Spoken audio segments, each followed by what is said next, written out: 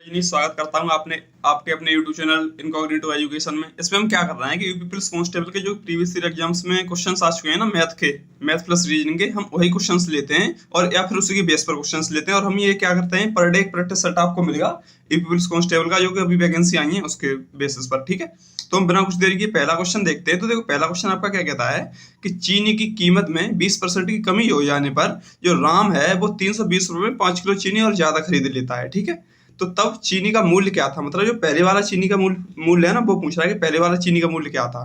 तो हम इसमें ये बोल सकते हैं कि देखो, इसमें हम क्या बोल सकते हैं कि मान लीजिए चीनी का मूल्य पहले कितना था, 100 रुपए था, 100% था। ठीक है, 100 ले लेते हैं कि 100 था। अब क्या कह रहा है कि 20% की कमी हो जाती है उसमें। तो जब 100 था तो जब 20% की कमी रह गई, मतलब कितना हो गया, 80 हो गया। यहाँ तक बात आपको समझ में आ रही है ना? 20% की कमी होगी तो कितना रह गया, 80 रह गया। ठीक है ना, ये बात आपको समझ में आ रही होगी अच्छे से। ओके, तो पहले कितना था, 100 था, अब कितना रह गया, 80 रह गया। तो जो उसने जो 5 किलो चीनी, ये वाली जो 5 किलो चीनी खरीदी है, वो कितने रुपए, कितने परसेंट पर, 20% पर खरीदी है ना? समझ में आ रहा है ना? 20% पर खरीदी है। तो हम 20% की वैल्यू निकालें तो हम बोल सकते हैं कि 100 पर तो वो कितनी है, 20। तो 320 पर कितनी हो जाएगी, 2 जीरो से तो 2 जीरो कट जाएंगे। ठीक है, 32 दूनी कितना हो गया, 64। मतलब जो 64 रुपए है वो किसका है, 5 किलो चीनी का मूल्य है।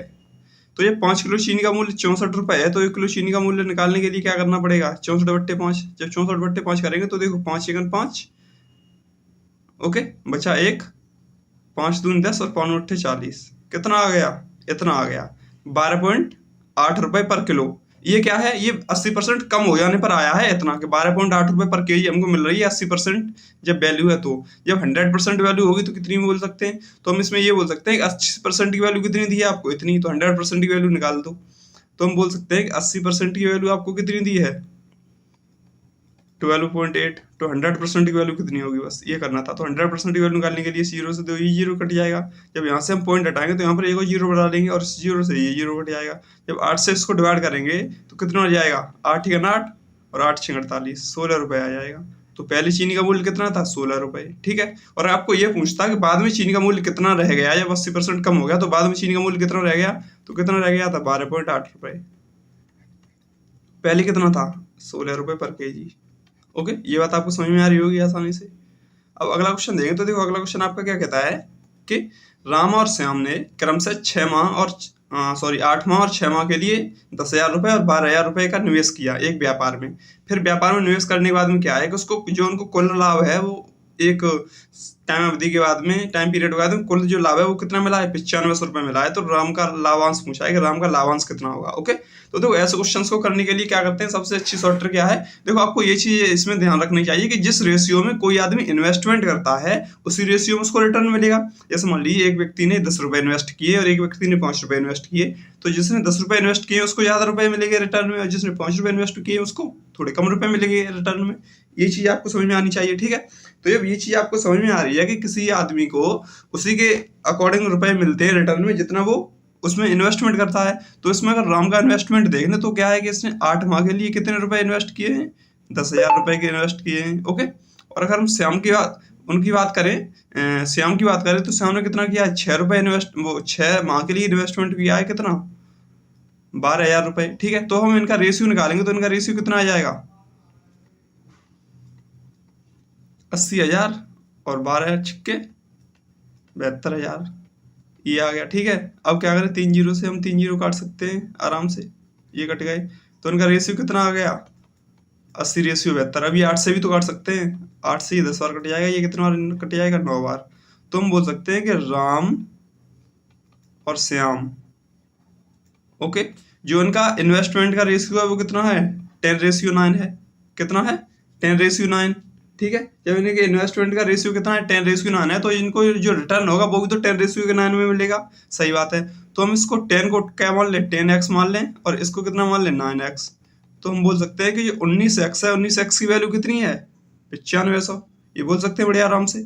ठीक है, बड़े आराम से बोल सकते हैं। क्या बोल सकते हैं हम कि जो 19x है इसकी वैल्यू कितनी है, 9500 है। तो x की वैल्यू कितनी हो जाएगी, 19 पंजे 95, 5 बार कट जाएगा, कितना हो गया, 500। x की वैल्यू कितनी हो गई, 500। जब x की वैल्यू 500 होगी, हमको किसकी पूछी है, राम की वैल्यू पूछी है कि राम का लाभांश कितना है, तो राम का लाभांश कितना है 10x। तो जब x की वैल्यू 500 है तो 10x की वैल्यू कितनी हो जाएगी 10 गुणा 500। तो आपका राइट आंसर क्या हो जाएगा 5000 रुपये। किसका, राम का लाभांश आ गया 5000 रुपये। और अगर श्याम का लाभांश पूछा होता तो क्या करते, कितना है 9x, तो 9 मल्टीप्लाइड बाई 500, ये हो जाता 9 पंजे 45। इतना हो जाता किसका, श्याम का लाभांश हो जाता 45। हमको राम का लाभांश पूछा था कितना 5000। कौन सा ऑप्शन आएगा आपका, ये ऑप्शन करेक्ट आंसर हो जाएगा। ओके, देखो ये क्वेश्चंस बहुत ही इजी है, बस आपको पेशेंस रखना और बस हमारे साथ होने रहिए, हम आपका मैथ में कोई भी प्रॉब्लम नहीं छोड़ेंगे, ठीक है। अब जैसे अगला क्वेश्चन है, अगला क्वेश्चन कहता है कि 10% और 15% का एक समतुल्य बट्टा क्या होगा, कि समतुल्य बट्टा क्या होगा, ठीक है। तो हम समतुल्य बट्टा निकालने के लिए इसमें क्या करते हैं, देखो अगर आपको 2 सक्सेसिव समतुल्य बट्टे दिए गए हो तो क्या होता है उसका फॉर्मूला, मान लीजिए जो पहला समतुल्य बट्टा है वो a है और दूसरा समतुल्य बट्टा क्या है b है, तो क्या होता है a plus B minus a multiplied by b divided by 100, ठीक है, ये हो जाएगा।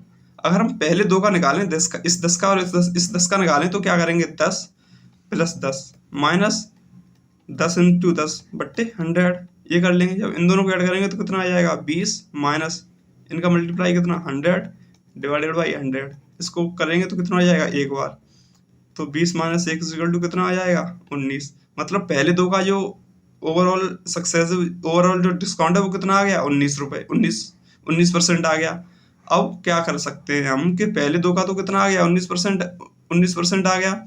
जब पहले 2 का 19% आ गया तो दूसरे का फिर निकालने के लिए क्या करेंगे, देखो क्या है कि ये 10% था, ठीक है, फिर भी 10% था और एंड कितना था 15%। अब इन 2 का तो हमने निकाल लिया कितना 19% सक्सेसफुल निकाल लिया। अब कितना बचा 19% एंड 15%। अब इन 2 का सक्सेसफुल निकाल लें वही किस मेथड से, a plus B minus a multiplied by b divided by 100, इससे निकाल ले रहे हैं आराम से, ठीक है। तो आपका आंसर हो जाएगा। जब इससे निकालेंगे तो क्या करें 19 a की जगह रख दो, 15 b की जगह रख दो, minus 19 multiplied by 15 divided by कितना 100, ठीक है। जब इन दोनों को ऐड करेंगे तो कितना आ गया 34 माइनस 15 नंबर 135 के 5 और 15 गन 15 और 13 कितने हो गए 28 डिवाइडेड बाई कितना 100, ओके। अब 34 माइनस इसको डिवाइड करेंगे तो कितना आ जाएगा 2.85। अब सिंपली क्या करें हम 34 में से कितना घटा दें 34 माइनस 8.5 घटा दें। जब 8.5 घटाएंगे तो आपका आंसर कितना आ जाएगा 31.15%। ये आ गया सक्सेस और डिस्काउंट से तीनों का। तो राइट आंसर क्या हो जाएगा आपका सी ऑप्शन करेक्ट आंसर हो जाएगा, ओके। अब अगला क्वेश्चन देखें तो अगला क्वेश्चन कहता है कि देखो 2x equal to 3y equal to 4z। हमको ये दिया गया तो हमको क्या पूछा, रेशियो पूछा है किसका x y और z, इन तीनों का रेशियो बताना है कि इन तीनों का रेशियो क्या होगा, ठीक है। तो इन तीनों का रेशियो निकालने के लिए हम क्या करेंगे, देखो क्या है कि हमको 2x इक्वल टू कितना दिया है 3y और इक्वल टू कितना दिया है 4z, ये दिया गया है आपको, ठीक है। कितना दिया है 2x equal to 3y equal to 4z। अब देखो अगर हमको x y और z का रेशियो निकालना हो ना तो इसकी सबसे शॉर्ट ट्रिक क्या होती है कि जिसका रेशियो, अगर 3 का रेशियो दिया गया है आपको और उसमें निकालना है, मान लीजिए जैसे x का रेशियो निकालना है, ओके। अगर आपको किसका इस x का रेशियो निकालना है तो आप इसका कोएफिशिएंट छोड़ दीजिए, इन दोनों के कोएफिशिएंट का मल्टीप्लाई कर दीजिए। तो जब x का रेशियो निकालेंगे तो इन दोनों का मल्टीप्लाई करना पड़ेगा कितना 12 रेशियो। अब उसी प्रकार जब हमको y को निकालना है तो y का कोएफिशिएंट छोड़ दो, इन दो कोएफिशिएंट का मल्टीप्लाई कर दो, रिमेन्स जो बचे कोएफिशिएंट उसका तो 2 चक 8। अब जब हमको z का निकालना है रेशियो तो इसका ये वाला कोएफिशिएंट छोड़ दे, इन दोनों कोएफिशिएंट का मल्टीप्लाई कर दो, 3 दूनी 6। ये आ गया x y z का रेशियो कितना 12 रेशियो 8 रेशियो 6। अब क्या करें, ये सभी 2 से डिवाइड हो रहे हैं तो 2 से डिवाइड कर दो, कितना 6 रेशियो 4 रेशियो 3, 6 रेशियो 4 रेशियो 3 कौन सा ऑप्शन है डी ऑप्शन। तो डी ऑप्शन आपका करेक्ट आंसर हो जाएगा, ओके। उसी प्रकार अगला क्वेश्चन देखें तो अगला क्वेश्चन कहता है,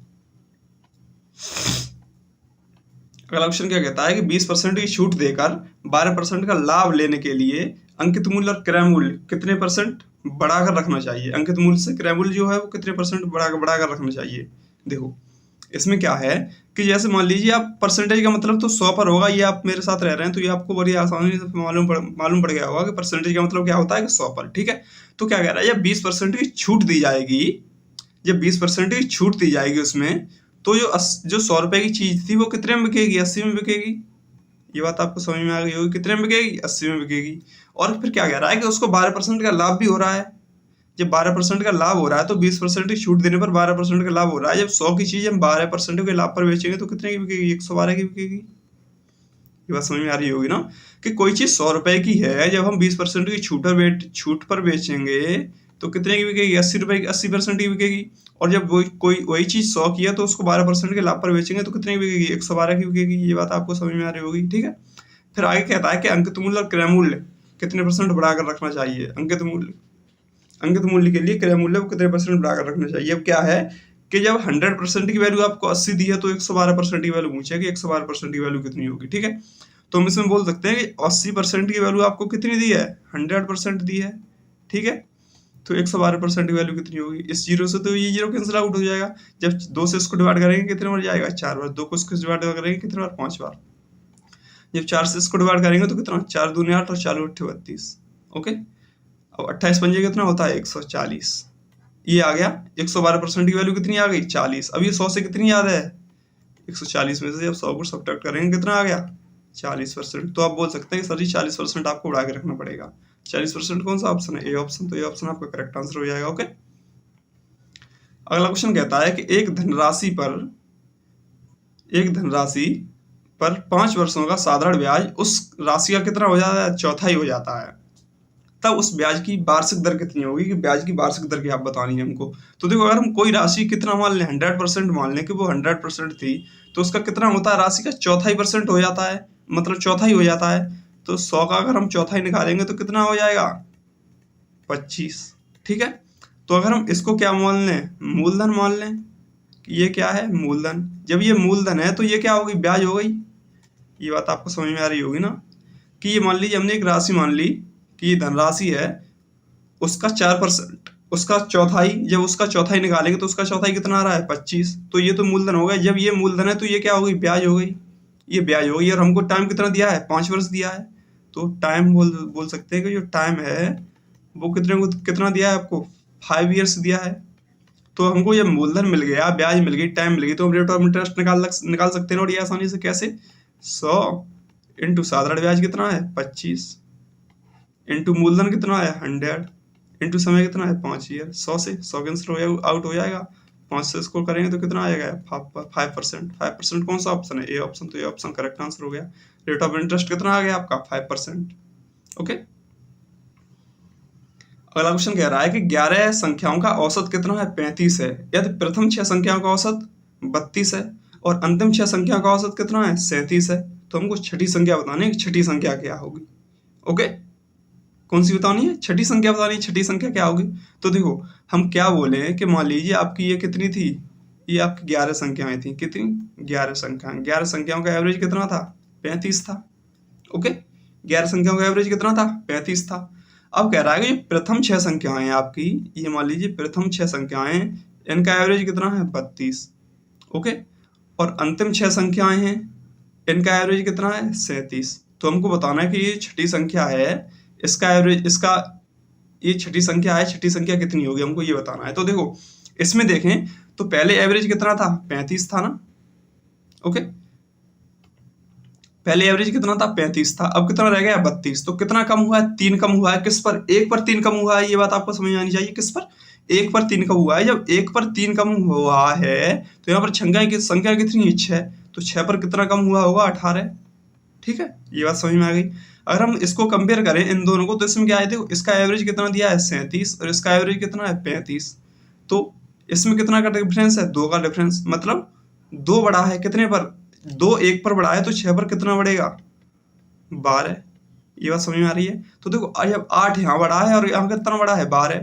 तो जब 8 यहाँ बड़ा और 12 यहाँ बड़ा, तो ओवरऑल कितना बढ़ गया? 30 बढ़ गया। 30 कौन सी संख्या हो गई? बीच वाली संख्या। 6वीं जो छठी संख्या वो कितनी हो गई? 30। तो राइट आंसर आपका क्या हो जाएगा? सी ऑप्शन करेक्ट आंसर हो जाएगा। ओके। उसी प्रकार अगला क्वेश्चन कह रहा है कि a प्लस बी का 20% इज इक्वल टू किसके बराबर है? b का 50% के बराबर है। तो हमको रेशियो बताना है, किसका? मान बताना है। 2a minus B upon 2a plus B का रेशियो बताना है, उसका मान बताना है कि मान कितना होगा। ओके। तो अब इसमें क्या करेंगे कि अगर हमको क्या दिया है कि a प्लस बी का कितना दिया है 20%, तो a प्लस बी का 20% इजकल टू कितना है, a प्लस बी का 20% बी के कितने परसेंट के बराबर है, 50% के बराबर है। तो परसेंटेज का मतलब 100 पर होता है, परसेंटेज का मतलब 100 पर होता है। इस 100 से तो ये 100 कैंसिल हो जाएगा, आउट हो जाएगा, कोई दिक्कत नहीं है, ठीक है। अब क्या है कि 20 का इन दोनों में मल्टीप्लाई कर दो, जब 20 का इन दोनों में मल्टीप्लाई करेंगे तो कितना हो गया 20a और 20b, ओके, इसकल टू कितना है 15b। ये बात समझ में आ रही है आपको। अब क्या करें, अब b को इधर ले जाओ, तो b को इधर ले जाएंगे तो कितना हो जाएगा 20a इसकल टू कितना 13b, ओके। तो a और b का रेशियो निकालेंगे, तो a और b का रेशियो कितना आ गया 3:2।